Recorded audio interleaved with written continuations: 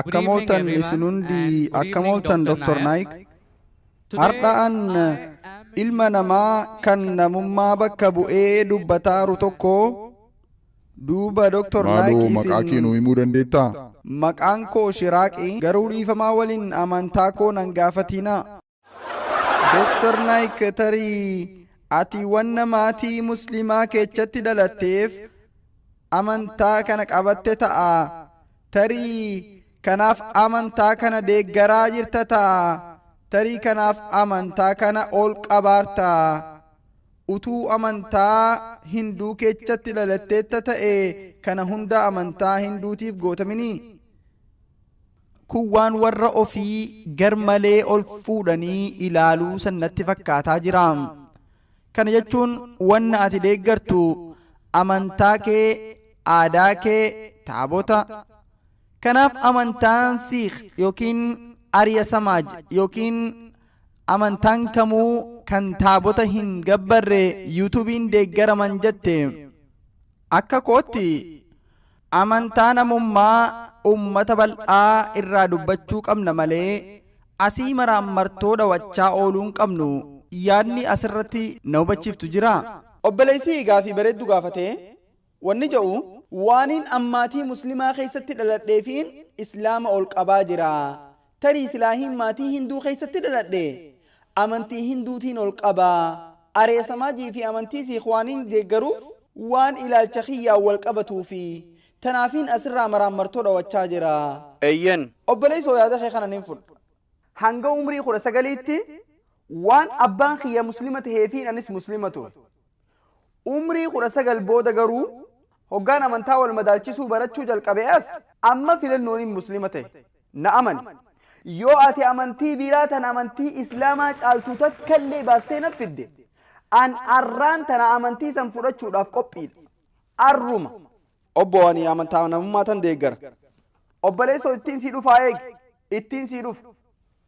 Wanni jechaa jiru namnummaan fedhe karaa saayinsaawaa fi sammuun namaa fudhattuun amantii biroo tan islaamummaa caaltu baasee yoonaaf mirkaneesse an amantaa san qeebaluuf qophiidha. Ati amma waa'ee namummaa irraa haasawaa jirta. Eenyutu kitaaba amantaa namummaa barreesse? Mahatma Gaandhiidha? Eenyu barreesse? Ni beekta? Muslimni tokko hanga ilma namaa gaarii tahuu muslima tahuu hin danda'u. San amantaa hundatu jedha. San amantaa hundatu jedha. Obboleessoo deebisaatii yaa xumuru obsi. Ayyee obbo. Qoyati deebisaatii dhaggeeffachuuf dhufte moo?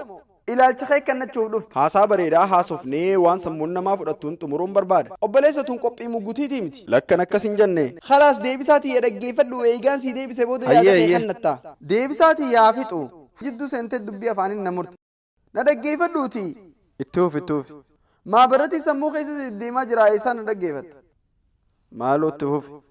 Hoggaa gaafii ta'e gaafattu an si jeeqee. Maaloo itti hufi. Qoyaan si jeeqee. Lakkiin hin jeeqne maaloo itti hufi. Waa hunda barreeffattee dhuftee na gaafachaa. Anaa deebisaa sii kannaa jira dhaggeeffadhu. Hayyee dhaggeeffachaan jira. Duuba maaliif yaada kannatta? Maaloo itti hufi hayyee. Mee na fudhachiisi deebisaa naa kenni. Yoo deebisaatii dhaggeeffatte ni hubatta. San ta'uu baannaan namni kumaantamaan taa'an kun na fahamanii ati gaafuma san qabattee teesse. An doktora fayyaatiin hin beeku. Namni tokko yeroo tokkotti waa lamarratti xiyyeeffachuu hin danda'u. Deebisaa dhaggeeffadhu eegesii waan feete jetta rakkoon qabu. Wanni beekuu qabdu waa'ee namummaatirraa dubbachaa jirti. Dura irratti amantii tiyya nan gaafatin jette. Eeganaa deebitee namummaan deeggara namummaan ol qaba jette. Duraan dursee ilaalcha kee ibsuu qaanfatte. Eeganaa deebitee waa'ee namummaarraa haasoyte. Awwaaniin si gaafadhu eenyu kitaaba namummaa jedhu kana barreesse? Kitaabni tokkollee ni jira. Qajeelfamni namummaa tokkollee ni jira.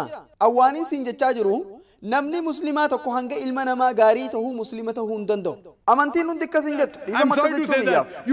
Amantii biraan qo'anneeti. Haasawaa irraa sii kannuu hin danda'a. Jechoota Veedaas irra jiran sii kannuu hin danda'a. Jechoota kitaaba Hinduurraa, jechoota Baayibilaarraa kan namummaa faalleessan hedduu sii fiduu hin danda'a. Yoo amantii tokkollee qo'attee hin jiraatin waan irraan beekne waa takka illee irraan haasawiin. Quraanni akka jedhu fas'aluu ahli dhikri in kuntum la ta'lamuun. Suuratul Nahl boqonnaa 16 ayata 43 irratti, Suuratul Anbiyaa suuraa 21 ayata 7 irratti. So please don't make comments without knowing. An Baayibila irraa jechoota namummaa faalleessu hedduu si himuu hin danda'a. Mee ati dhiiraa jecha tokko, jecha Qur'aanaa tokko yookaan waan Nabi Muhammad barsiisan irraa tokko kan namummaa faalleessu naa himi. Duuba amantii hundaa tokkos jaannaan hin jehin. Dhiifama beekumsi kee haalaan xiqqaadha. Ammaaliin siif himuuf yaalaa jira. namummaa jechuun hayyati sadarkaan qabdaadha. Awwannin haasawaa jiru mana barnootaa dabaruu qofaa miti, eebbifamuu qofaa miti. Ati nama eebbifame sanii ol jiru tahuu qabdaadha. Islaama jechuun sadarkaa ittiin olaanaadha. Namummaan sadarkaa gad aanaadha. Namni tokkollee muslima tahuu hin danda'u hamma ilma namaa gaarii tahutti. Mee ati dhiiraa barsiisa islaamaa tokko kan namummaa faalleessu naafiti. Loojika waan kana duuba jiru hin beektu ta'a. Waan garii sababaa sammuun namaa ittiin fudhattuuf sii galuu dhabuurraa kan ka'e islaamummaan waan akkasii barsiisa jettee eeganaa kun humaanitii yookiin namummaa faalleessa jechuu dandeessa. Akka nama wayi doktorri lilmeen kanneen na diru jira ja'uuti. Garuu lilmeen san siif gaariidha. Akka nama wayi doktorri garaa kiyya baqeessu jira ja'uuti. Lubbuu tee du'aa oolchuuf garaa si baqeessaa jira. Saniifuu doktorri ni beeka ati hin beektu. Ayyoon filannoo lama qabaadhee sadarkaan qabxii ittiin dabran lama yookiin sadi tahe yookiin yuunivarsiitii irraa eebbifamee bahu yuunivarsiitii irraa eebbifamee sanii ol ta'uun filadha. Sadarkaa lamaa fi sadii sanis ni qaba. Humaanitiin namummaa waan gaariidha. Garuu islaamummaan sanii oli. Akka gaafii keetitti awwaaniin maatii muslimaa keessatti dhaladhee fi islaamummaa ol qabaa jira. Si himeetiin jira. Mee ati dhiira siin jaani abbaan fedhe naaf mirkaneessu. An amantii gurguddoo bebbeekamtuu irra guddaa isaanii qo'adheetiin jira. An kaniin harka islaamummaa waan loojika sammuun namaa fudhatu. Amantiin ilma namaatiif hunda caaltu. Amantiin namummaaf furmaata kennitu islaamummaa qofa. Rabbiin suurata Al-Imraan keessatti akka jedhe boqonnaa 3ffaa aayata 19ffaa irratti inna diina cinda Allaahi l-islaam. Amantiin takkittiin rabbi biratti qeebalamtuu taate islaam. Odeeffannoo keetiif muggutiin tee haalaan dadhabduudha. Ni beektaa hayyoota 30 ol kan addunyaa keessaa qabnu keessaa 10 ol maatii islaamaa keessaan dhalan. Kana ni beektaa gaafii tanaan si gaafachuu fedha. Kana ni beektaa beektota madaraka irra bahanii dubbatan keessaa 10 ol islaama keessatti hin dhalan. 10 ol kana ni beektaa. Tarii innana ni barbaade mee. Aboo ni beektaa hin siin jee naa deebisi. Lakkin beeku. Duuba kana jechuun muggutiin tee akkasuma kufti jechuudha. Namoota muslimaa ciccimoo addunyaa irraa dubbatan keessaa 10 ol Ameerikaa irraa, Kanaadaa irraa, muraasnis Ingiliz irraa, Maleeshiyaa irraa ni qabna, Suudii irraa ni qabna, Imaaraat irraa, Somaaliyaa irraa, Suudaan irraa. Ammaas isaan keessaa 10 ol maatii musliman tahin keessatti dhalatan, achi guddatan. Gariin ijoollummaan qabatan, gariin umrii 20moota keessa osoo jiranii qabatan, gariin 30moota keessa. Rabbiitu qaceelloo isaaniif kan filannoo isaaniitiin muslima ta'an. Akka ati yaaddutti waan maatii muslimaa keessatti dhalanneef ol qabaa jirra. Ummanni kun maatii islaamaa keessatti hin dhalan. Maatii kiristiyaanaa keessatti dhalatan. Maatii musliman ta'in keessatti dhalatan. Akkasuma wajji islaamummaa deeggaraa jiran. Maaliif? Sababni ni qo'atan. Amantii biraa qo'ataniiti islaamummaan karaa jiruu ittiin filatamaa tahuu harkan. Waan sirraa barbaadu himaanitii qo'adhuuti.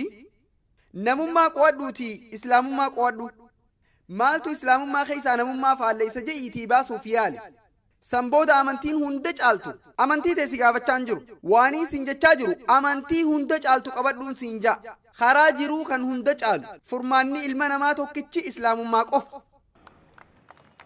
Thank you.